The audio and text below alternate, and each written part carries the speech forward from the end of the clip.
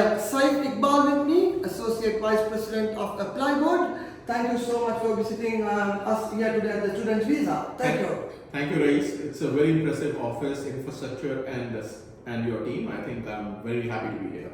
Right. Okay. You take care of all these sales in ApplyBoard, large numbers from all over the world. Yes. What is the good thing about the Canada's recent change? People are talking about Canada, the cap. What do you think about it? Yeah, before I start, I should caveat that I am a proud Canadian citizen. I used to be an Indian before, but again, and I live in Canada, so I think it's one of the best countries to live in the world.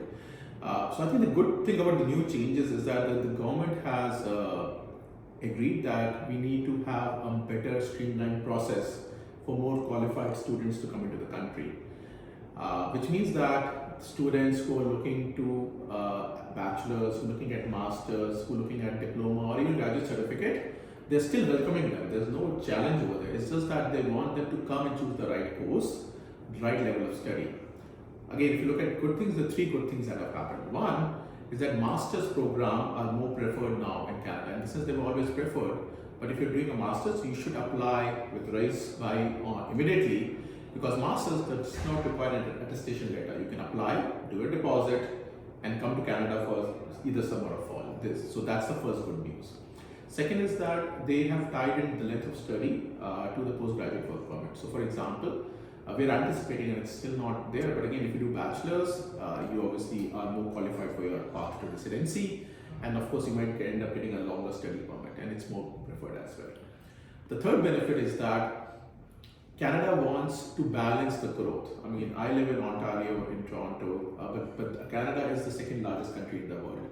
There are so many provinces like the prairies in the middle of the country, the Atlantic provinces, and they have excellent schools over there. So what the government also wants to balance the growth and encourage students and qualified people to go to those provinces. So again, of course, you want to go to Toronto, you want to go to Vancouver, 100% go over there. But again, the opportunities are also there in other provinces. So the government is actively now encouraging those as well.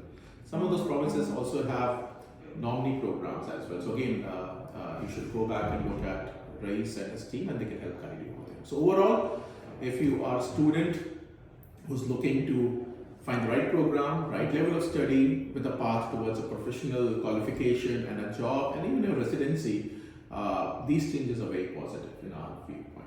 I mean, they just want to make sure that quality of the people, students coming into Canada are structured in a nice way, and then people don't face a lot of issues when they live there with other institutions as well. Absolutely. Quality, more structured, better experience. Very nicely said. I mean, you live in Ontario. I mean, you're the right person to answer this question.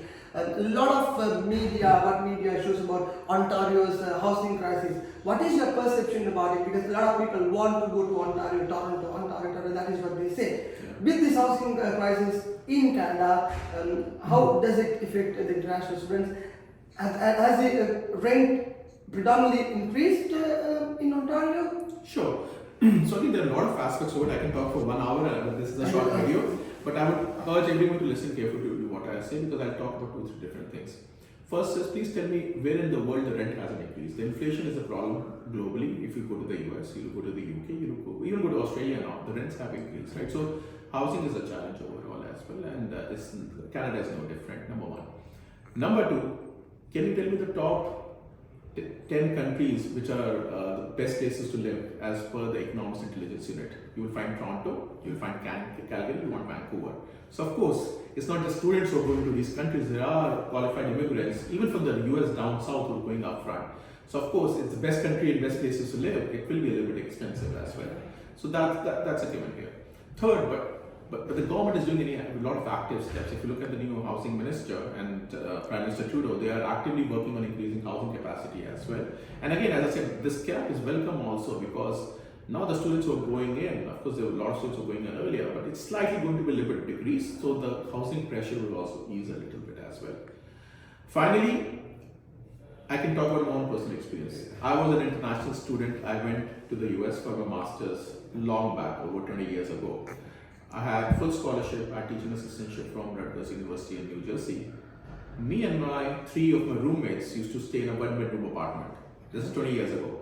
So it's nothing different. As a student, your life is a little bit tough, but again, you go for a purpose. You go to get a good education. Yes. You go to make your life, right? So again, from even if things are tough, inflation is there, all those other things that I mentioned. As a student, you have to go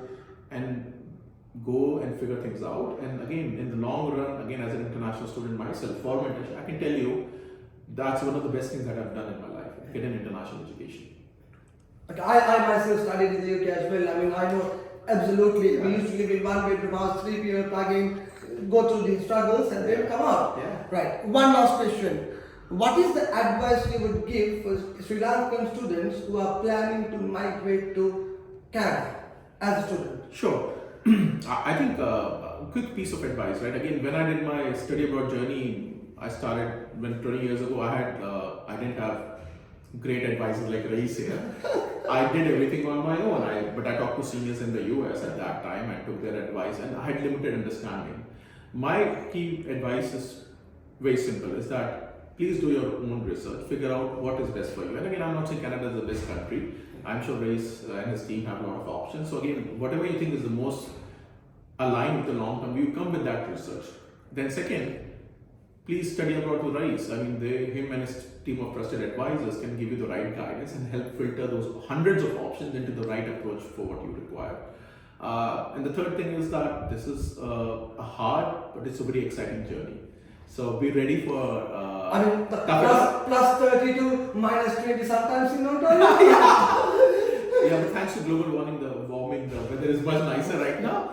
But it's a very exciting time to be, and I'm actually, I wish I could go back in time and do another degree, but I think my wife will leave me. But I mean, this is the best thing you can do. Again, education and international education is an unmatched experience. So again, do your research, work with trusted advisors like Study Abroad with Rais, and look forward to a very exciting chapter of your journey.